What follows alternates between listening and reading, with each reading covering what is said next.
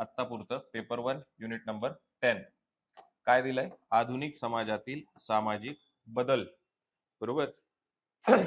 आता पहिली गोष्ट तर याच्यावर चर्चा करू. जे 3 कीवर्ड आहेत याच्यात, हेडिंग मध्येच 3 कीवर्ड दिसत आहेत आम्हाला.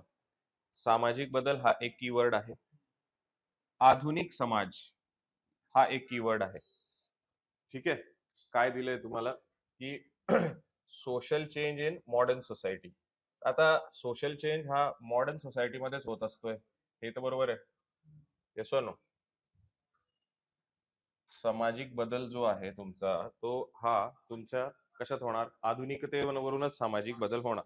आता हे बघितलंय का आपण? बऱ्याच वेळा बघितलंय की आधुनिकतेवरूनच सामाजिक बदल होतोय सर आमचा. बरोबर ना? जर आधुनिकता नसेल तर सामाजिक बदल येणार नाही. म्हणून मग पहिले आधुनिकता समजली पाहिजे. मग आधुनिकता माहिती आहे आपल्याला काय असतंय? युरोपातल्या 14व्या शतकानंतर जे काही घडलं सगळं घटना, त्याला एकत्रितपणे आधुनिकता आपण म्हटलो. ते आपण पेपर 1 मध्ये बघितलं. आता त्या आधुनिकतेमुळे सामाजिक बदल वेगवेगळे झाले. तर आता हा हा पॉइंट असा नाहीये की हा आपण कधीच बघितलेला नाहीये. बरोबर? बऱ्याच वेळा आपण हा बघितला. रादर पेपर 1 युनिट 1 मध्ये पण बघितलंय आपण. म्हणजे सुरुवातीपासून आपण हे बघायला सुरुवातच केलेली आहे. म्हणून मी तुम्हाला वेळोवेळी सांगत होतो, आठवत असेल तुम्हाला, की सामाजिक बदलवर फोकस ठेवा. ठीक आहे? की सगळ्यात मोठी गोष्ट तीच आहे, की समाजात अशा काही घटना घडतायत, त्याच्यामुळे जो समाजात बदल होतोय. कारण सामाजिक वास्तविकता अभ्यासणं हे तितक्या त्यातल्या त्यात सोपं आहे. पण सामाजिक बदल अभ्यासणं हे त्यातल्या त्यात कठीण आहे. आणि रादर मोठा सिद्धांत कुठला होईल, जो विचारवंत सामाजिक बदलाबद्दल काही बोलत असेल, की ह्या घटनेने सामाजिक बदल झाला किंवा ह्या कारणांनी सामाजिक बदल दिसून येतोय या समाजात. हे सांगणारा जो विचारवंत असेल त्याचं स्टेटस, दर्जा जास्त मोठा असतो. ठीक आहे. कारण ती काही बदल सुचवत असतात. मग तसेच आतापर्यंत आपण कोणते कोणते बदल बघितलेत सांगता येतील का तुम्हाला? सामाजिक बदल किंवा कोणत्या कोणत्या विचारवंतांनी आम्हाला सामाजिक बदलाबद्दल काही ना काही सांगितलंय? बरोबर. सुरुवात करतो, आपले युनिट 4 आहे त्याच्यातले समजा विचारवंतही घेतले आपण किमान, तो किंवा त्याच्या अगोदर पण मार्क्सच्या अगोदर पहिल्यापासून सुरुवात करा ना, क्रोनॉलॉजी पासून. आता मागच्या धर्म आणि समाजमध्ये डिस्कस केलं ऑगस्ट फॉर्म. बरोबर. ऑगस्ट फॉर्म पासून सुरू करू. ऑगस्ट फॉर्मने आम्हाला सांगितलं सामाजिक बदल. जेव्हा 3 अवस्था येत आहेत वेगवेगळ्या, बरोबर, समाजातल्या, तर ते पहिल्या अवस्थेवरून दुसऱ्या अवस्थेत जाताना तो सामाजिक बदलच आहे ना. Yes no? राईट. म्हणजे मग ऑगस्ट फॉर्म माहिती असला पाहिजे सामाजिक बदलाबद्दल. ऑगस्ट फॉर्मच्या पुढे गेलो. हर्बर्ट स्पेन्सरने पण सांगितलंय सामाजिक बदलाबद्दल. पण हर्बर्ट स्पेन्सरने सांगितलेला सामाजिक बदल आपण अजूनपर्यंत डिस्कस केला नाही. तो इथे डिस्कस करायचा आहे. येते लक्षात? ओके. तो आपण डिस्कस करू ह्या युनिटमध्ये, की हर्बर्ट स्पेन्सरने कोणते सामाजिक बदल सांगितले बाबा आम्हाला. ठीक आहे. समाजाबद्दल बोललेले आहेत ते. पण आपण काय शिकलोय हर्बर्ट स्पेन्सर बद्दल आतापर्यंत? सेंद्रिय उपमानुमानाचा सिद्धांत बघितलाय आपण, ऑर्गॅनिक अॅनॉलॉजी बद्दल. पण याच्याबद्दल नाही बोललोय आपण अजून, सामाजिक बदलांबद्दल. ते इथे ह्या युनिटमध्ये बघायचंय. हर्बर्ट स्पेन्सरच्या पुढे जाऊ. अजून कोण? Direct weber. क्रम सांगा ना. बरोबर. हर्बर्ट स्पेन्सर नंतर कोण येत आहे? हर्बर्ट स्पेन्सर नंतर आले तर मार्क्स येतील किंवा दुर्खिम येतील. बरोबर, राईट. तो मार्क्स आणि दुर्खिम दोघांनी सांगितलंय का सामाजिक बदलाबद्दल? आपण डिस्कस केलं. मार्क्सने तर 100% सांगितलंय. ऐतिहासिक भौतिकवाद, बरोबर, याच्यावरून सामाजिक बदलच सांगायचा प्रयत्न केलाय, की वेगवेगळ्या अवस्थांमधून समाज कसा जातो त्याची चर्चा. ओके, ती ऑलरेडी केली आपण. त्याचं परत इथे रिपिटेशन येईल. बरोबर, राईट. त्याच्यामुळे गोष्टी रिपीटेड आहेत परत मागच्याच. राईट. मार्क्स झाला. मार्क्स नंतर दुर्खिमने काय सांगितलं सामाजिक बदलाबद्दल? दुर्खिमने काय सांगितलंय का सामाजिक बदलाबद्दल? श्रमविभाजनाच्या सिद्धांतावरून सामाजिक बदल होईल का?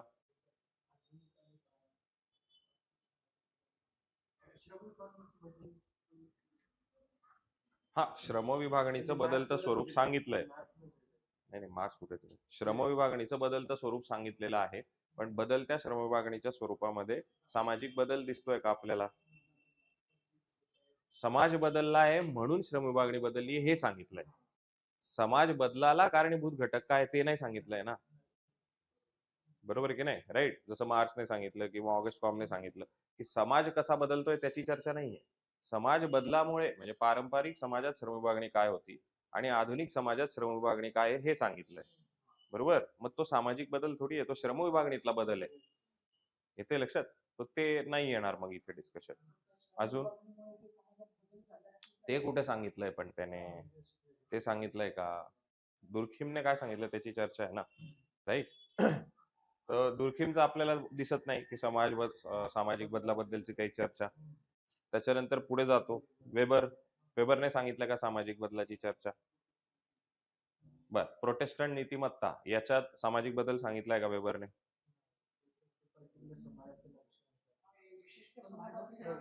आहेच ना.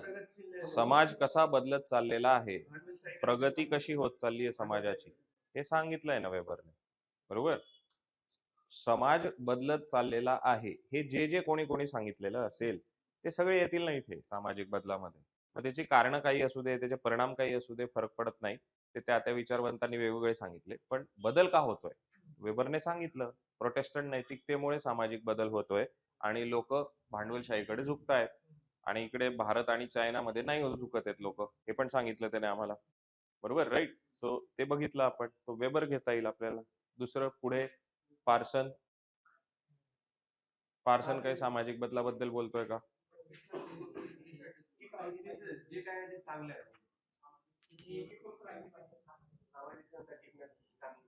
सामाजिक व्यवस्थेबद्दल चर्चा करतो तालकोट पार्सन. बरोबर? तो सामाजिक व्यवस्थेबद्दल चर्चा करत असताना काही बदलाबद्दलची चर्चा आहे का? जेव्हा प्रतिमान चल दाखवतो तेव्हा वर्तन दाखवलं जातंय प्रतिमान चलातून. बरोबर? काय काय कंपोनंट आहे तो विचार करायचा पहिल्यांदा. ओके, आहे का चर्चा?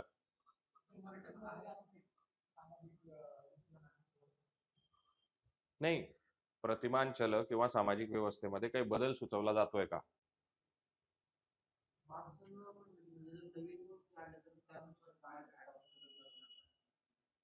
नाही, पण ते ते कुठे सांगितलं त्याने?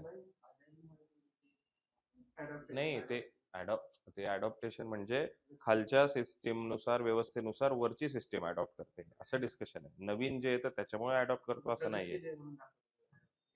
नाही, तसं नाही होणार.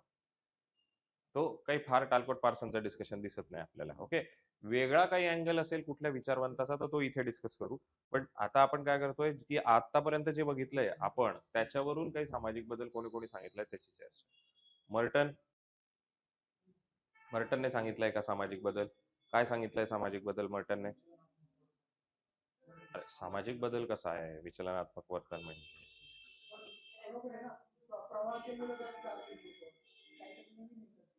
अरे हे परत तेच की तू, नाही ना, हे व्यक्तिपरत्वे आहे विचलनात्मक वर्तन. बरोबर? असं सांगितलंय का मर्टनने की व्यक्ती विचलन करतील आणि मग सगळे व्यक्तींचा समूह विचलित होईल आणि मग ते सामाजिक बदल घडवून आणतील? एक्सटेन्शन नाही लावायचं आपल्या मनाचं. त्यांनी काय सांगितलंय तेवढंच रिस्ट्रिक्ट राहू ना आपण. त्यांनी नाही सांगितलंय हे विचलनात्मक वर्तन एवढंच बोललेलं आहे. विचलनात्मक वर्तन का होतं, त्याची कारणं काय, त्याचे परिणाम काय, त्याच्याबद्दलची चर्चा आहे फक्त. त्याच्याने सामाजिक बदल होतील असं कुठे सांगितलं? हे एक्सटेन्शन झालं. रेफरन्स ग्रुपने होईल का? कसं?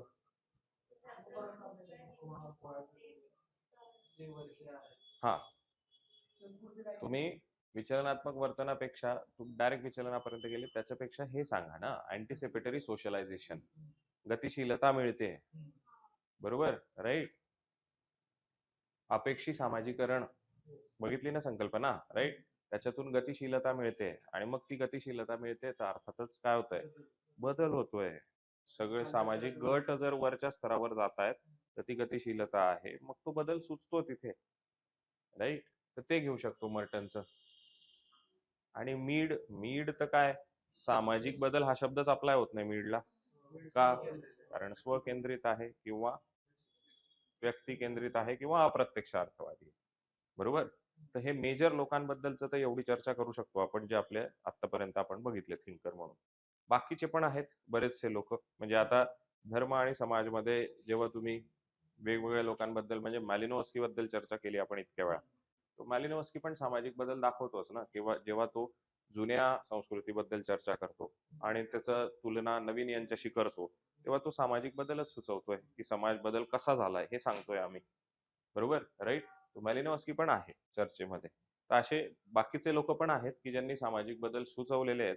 का झाले? का बरं झाले? त्याची कारणं दिलेली आहेत. त्याचं कॅल्क्युलेशन केलंय. तर ते सगळे आपल्याला बघायचे आहेत आज. ते बघू आपण. आणि प्लस अजून कोणी वेगळे लोक असतील, इथे वेगळे काही नावं येत असतील, तर त्याची पण चर्चा करू. तो थोडक्यात सामाजिक बदल हा शब्द आपल्यासाठी नवीन नाही. तो ऑलरेडी आपण बघितलाय. त्याचा अर्थ आपल्याला ऑलरेडी माहिती आहे सामाजिक बदलाचा. तरी या युनिटच्या सुरुवातीला आपण ह्या शब्दाबद्दल थोडंसं एलॅबोरेट करू, की सामाजिक बदल म्हणजे नक्की काय? पण तत्पूर्वी पहिले बघूयात, की याच्यात आपल्याला काय-काय बघायचंय.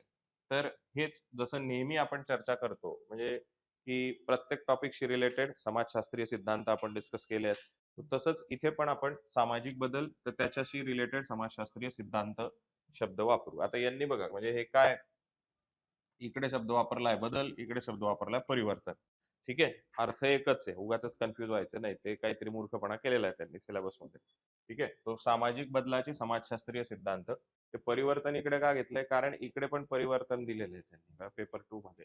आता इथे इंग्लिशमध्ये सोशल चेंजेसच घेतलंय. मग इथे परिवर्तन कशाला घ्यायचं उगाच?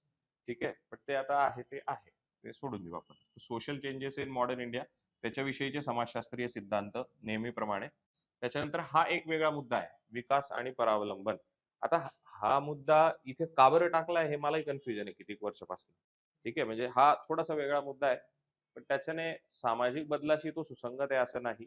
विकास आणि परावलंबनाची थोडक्यात एका वाक्यात संकल्पना तुम्हाला सांगायची झाली, तर जे नव-मार्क्सवादी विचारवंत आहेत, या नव-मार्क्सवादी विचारवंतांचं मत असं आहे, की आता समजा भारताबद्दल आपण बोलू, की भारताला स्वातंत्र्य मिळालं. ठीक आहे 1947 ला. स्वातंत्र्य मिळाल्यानंतर भारतासारखे इतर पण देश होते आफ्रिकेतले, की ज्यांना स्वातंत्र्य मिळत गेलं त्या आजूबाजूच्या कालखंडात. ठीक आहे, राइट? 47च्या आसपास किंवा मग 50च्या आसपास, राइट? तो हे जे वसाहतवादी देश होते त्यांनी काय केलं त्यांच्यावर नियंत्रण ठेवण्याचा प्रयत्न केला. कशाद्वारे? द्वारे, बहुराष्ट्रीय कंपन्यांद्वारे. येते लक्षात? आणि त्या बहुराष्ट्रीय कंपन्यांद्वारे जेव्हा नियंत्रण ठेवलं गेलं त्यांच्यावर, तेव्हा ती मग काय केलं गेलं त्यांच्यावर अवलंबित्व तयार केलं गेलं. अवलंबित्व त्या बहुराष्ट्रीय कंपन्यांनी तयार केलं, बरोबर? पण त्या देशाला काय सांगितलं, की आम्ही तुमचा विकास करतोय. म्हणजे आफ्रिकेतल्या एखाद्या देशाला ब्रिटनने सांगितलं, की आम्ही तुमच्याकडे येतो, आमच्या बहुराष्ट्रीय कंपन्या घेऊन, ठीक आहे? आम्ही तुमच्यावर सत्ता गाजवणार नाही कारण तुम्हाला स्वातंत्र्य दिलंय आम्ही आता, बरोबर? पण ह्या बहुराष्ट्रीय कंपन्या तुमचा विकास करतील, तुम्हाला तुमच्या विकासात मदत करतील. तुमची नैसर्गिक संसाधनं कशी वापरायची हे ते सांगतील तुम्हाला, मदत करतील कारण तुमच्याकडे तंत्रज्ञान नाही, तुमच्याकडे कौशल्य नाही, हे सगळं आम्ही देऊ तुम्हाला. संशोधन नाही, हे आम्ही देऊ तुम्हाला. त्याच्या बदल्यात आम्हाला काहीच नकोय. आपण जुने ओळखीचे आहोत म्हणून आम्ही तुमची मदत करतोय. एवढंच उद्देश. पण ह्या नावाखाली काय केलं, विकासाच्या नावाखाली या देशांनी काय केलं, या बहुराष्ट्रीय कंपन्यांनी तर संसाधनं बळकावली. येते लक्षात? संसाधनं जास्तीत जास्त बळकावली. संसाधनं म्हणजे कुठली? जमीन आणि पाणी हे बेसिक संसाधन आहे. बरोबर? ही संसाधनं बळकावली आणि ती इतकी बळकावली, की त्या मग नंतर त्यांनी काय केलं, की त्या राष्ट्राच्या राजकारणात किंवा प्रशासनात किंवा शासनात ढवळाढवळ करण्याला सुरुवात केली. बरोबर? थोडक्यात जे ईस्ट इंडिया कंपनीने केलं तेच ना. प्रोसेस सेम आहे. जे ईस्ट इंडिया कंपनी पण काय होती? एक मल्टीनॅशनल कंपनीच होती. राइट? तर तसंच सेम प्रोसेस स्वातंत्र्य मिळाल्यानंतर पण. पण आता हे काही देश हे काही इतिहासातून शिकले नाही म्हणून त्यांनी ते मान्य करून टाकलं. मग त्याच्यामुळे त्यांचं काय झालं, की जास्तीत जास्त संसाधनं बळकावल्यामुळे परावलंबित्व आलं. मग निओ मार्क्सिस्ट तेच म्हणतात, की निओ मार्क्सिस्ट मग थोडासा वर विचार नेतात आणि ते म्हणतात, हे आहे रे वर्ग आणि हे उरलेले देश नाही रे वर्ग. मग त्या डिपेंडन्सी थिअरीज तयार होतात. समजतंय का? राइट? तो परावलंबित्वाचा सिद्धांत तयार केला मग ह्या नव-मार्क्सवाद्यांनी. ओके? तो बघू आपण तिथे. पण आता याला सामाजिक बदलाशी काय संबंध आहे ना या टॉपिकचा? म्हणजे उगाचच घुसवला हा टॉपिक. याचं डायरेक्टली काही रिलेशन नाहीये तसं बघायला गेलं तर. ओके? पण ठीक आहे आता ते दिलंय तर आपण डिस्कस करू. थोडक्यात अंदाज आला का काय डिस्कशन आहे? है ना? राइट? बाकी डिटेल तर आपण चर्चा करूच सगळं थिंकर वगैरे घेऊन. त्याच्यानंतर हा एक मुद्दा आहे की जो सुसंगत आहे ह्या ए पॉइंटशी, पॉइंटशी, की सामाजिक परिवर्तनाचे किंवा सामाजिक बदलाचे कर्ते डिस्कस करायचे आहेत आपल्याला.